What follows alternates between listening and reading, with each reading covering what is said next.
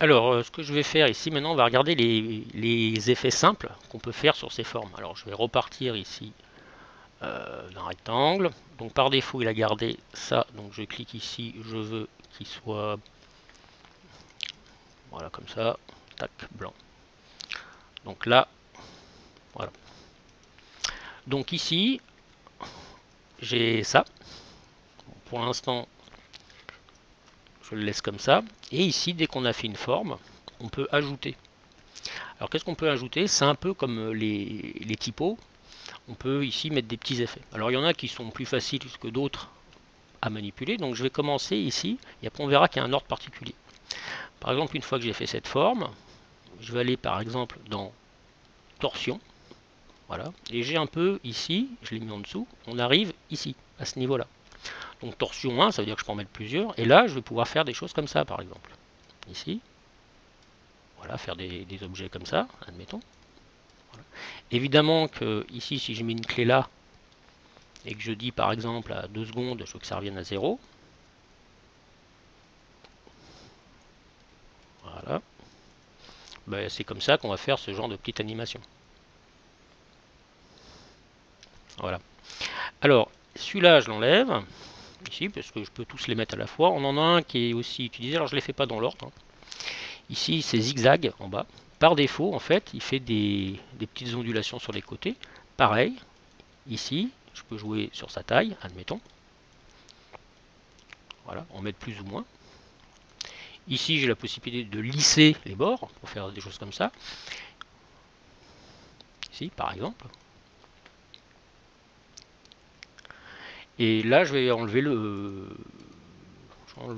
fond plutôt. Voilà, celui-là. Tac.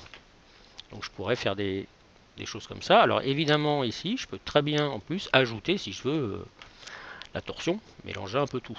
Donc, il le fera ça, plus ça, un peu comme les effets. Bon. Par contre, ce qui est important à comprendre, c'est qu'il y a un ordre d'empilement. Donc, celui-là, je l'enlève. Et je vais faire ici, parce qu'on va vouloir faire ça avec des typos, il faudra bien le manipuler. Là, je vais faire un cercle, quelque chose de très simple. Ici, à côté, sur le même calque de forme, parce que sur un calque de forme, je peux mettre plusieurs formes. Il faut bien que je le sélectionne pour qu'il se mette à ce niveau-là. Et là, je vais faire, par exemple, un carré. Voilà. Maintenant, je me mets là et je vais aller chercher le zigzag. Voilà. Vous voyez que là, par défaut, zigzag, comme il est ici, il touche les deux. Voilà. Donc, ils sont voilà, comme si c'était un seul bloc. Maintenant, si je veux, et ce sera le cas pour quasiment tous ces effets, si je veux qu'il touche seulement le rectangle, eh ben, zigzag ici, je le mets juste au-dessus. Tac. Donc il touche celui-ci, mais pas celui qui est en dessous. Voilà, il y a un ordre en fait. Donc ici, évidemment, à tout moment, je peux revenir en arrière et le mettre ici. C'est pareil ici. Voilà, si je prenais par exemple, pour rester ici sur celui-là, sur torsion, voilà, c'est de la même manière. Voilà, si je fais ça, ici, bon, évidemment sur le rond au début on ne le voit pas. Et ici, voilà, si je le mets au-dessus, il touche pas. Là, il touche plus rien parce qu'il est totalement au-dessus. Alors méfiez-vous, s'il est là, c'est que il va pas marcher. Voilà. Maintenant ici, si je fais une autre forme, comme ça, par défaut là au-dessus, voilà. Et là, comme j'avais pas sélectionné le calque de forme 1, ben, il m'en a fait un autre. Donc celui-là n'est absolument pas touché par les options qu'il y a là. Donc si on veut que cette option touche celui-là et celui-là, il faut non seulement qu'ils soient en dessous, mais sur le même calque.